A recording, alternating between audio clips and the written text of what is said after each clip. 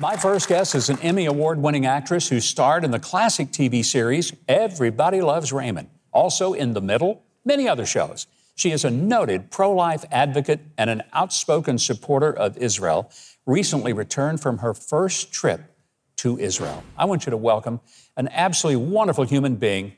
Please give it up for Patricia Heaton.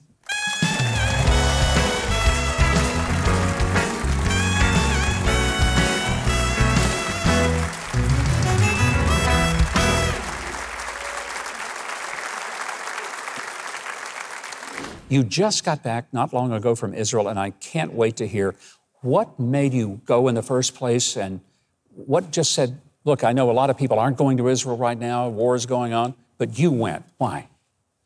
On October 7th, I saw all this Hamas body cam footage that was being proudly posted on social media. And, you know, my father served in World War II. We grew up knowing about the Nazis, knowing about the Holocaust, learning all about Anne Frank. And it was common knowledge that the Jews throughout history have been attacked and that we would never let that happen again. And yet here we were watching this footage online, and I looked around and I thought, where's all the outrage? Yeah. I used to have that thought of, if I were a German during World War II, would I be that German that hid my Jewish neighbor? And I thought, today's our opportunity. You know, back then in Germany, they maybe could use the excuse we didn't know this was happening. But today, because of that body cam footage that was everywhere, we know. We know. And so we were required to do something about it. And so I formed with my partner Elizabeth an organization called October 7th Coalition, or O7C. And our goal is to activate Christians to be visibly and vocally supportive of the Jewish people, of Israel's right to exist, and to fight anti-Semitism. Because what we saw right after October 7th was October 8th and 9th, Israel became the bad guys in this scenario. Yeah. And campuses exploded with anti-Semitism, with calls for the genocide of the Jewish people, of Intifada.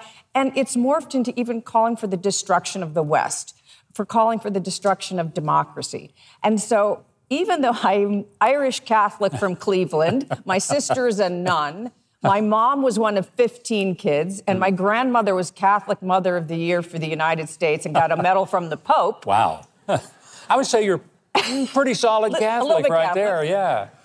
And so it was, but I had never been to Israel. And yet people said to me, so what has happened to you that made you feel you needed to do this for the Jewish people?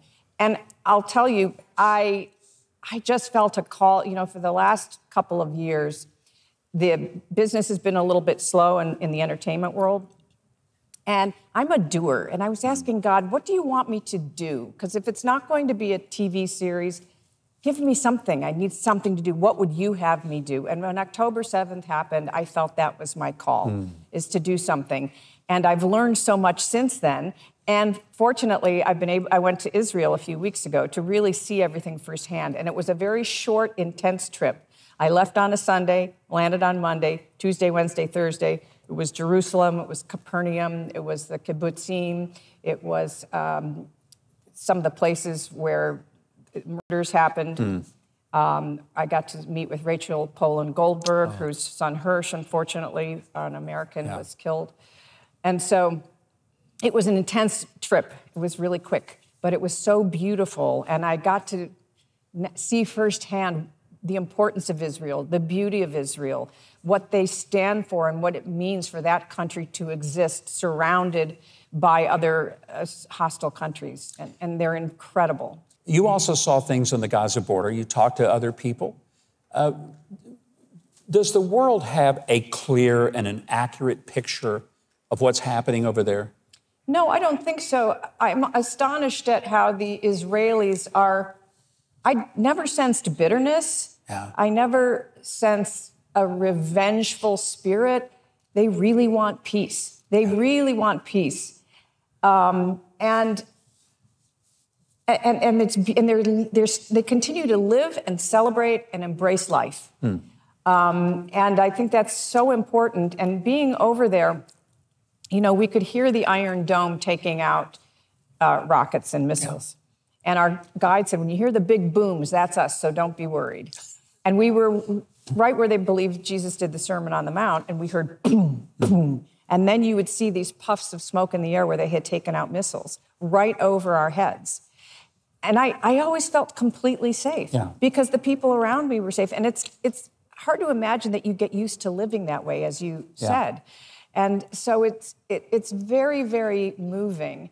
And also, on a spiritual level as Christians, it becomes a living thing. So it's not, the Bible is something that happened many thousands of years ago. You're in the middle of it, and it's a living thing. And you see history not as some static thing in a book, but as this flowing river that we all get to be a part of. And it's really inspiring. They've recently uncovered the steps of the pool of Siloam, I think it is, where the blind man, Jesus healed the blind man. And it was just recently uncovered. And so everywhere you go, you're in Jesus's footsteps. So it's so important to us who are Christians to honor this place that God chose to send his son. I'm so impressed that over the years, you have been a bold, courageous voice. There aren't many in Hollywood who are willing to take the stands you have taken for issues that to some people are just too controversial to touch. Obviously, Israel being one of them, and the other is the sanctity of life. Patricia, you have been outspoken in your advocacy for protecting innocent life. Why have you been willing to risk your career and everything to take stands that a lot of people in Hollywood may quietly, privately share with you, but they're never going to stand up and say it like you have? Somebody once told me, Jesus died for us publicly, so we can't live for him privately. Oh, that we also have to be public about our faith. And even Jesus said, you have to put your light up on a hill. And I also, being Catholic, have a healthy fear of God. And I believe him when he says, to much who has been given, much is expected. And if we have a voice and a platform, we are going to be judged on what we did with what he gave us here. And just even on a scientific level, I can't get past the fact that life begins at conception. So it's very hard to say at this point, up to this point, you're not a human being. It's just very difficult. And so what I focus on is really providing choice to women. I'm on the board of a wonderful pregnancy clinic, a medical clinic, and we serve our clients until the children are 5 years old.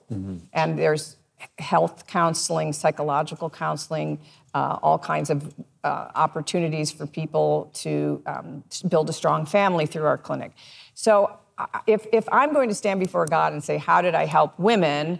I'm going to say I gave them the opportunities to have their family. So you are going to take a group of women to Israel this spring. Tell us about what you're going to do. Yes, in May we will have a women's event, Jewish and Christian women together. It's a weekend conference called Deborah Rising. Deborah was the only female judge, the Book of Judges, and because of her wisdom, she was able to help Israel beat its oppressors.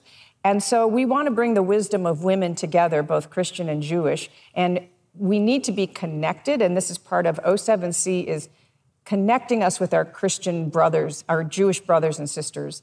And the women that are working in this space right now are bringing a new kind of wisdom to the Israel Christian space that maybe hasn't always been out front. And so we just want to continue to connect Jews and Christians together because there's strength in numbers. And you know, there's only 15 million Jewish people in the world, and there's hundreds and thousands, millions of Christians. And so I believe if Christians really stand up for our Jewish brothers and sisters, we can have a very positive impact and make sure the hostages get home and see the end of this conflict sooner rather than later.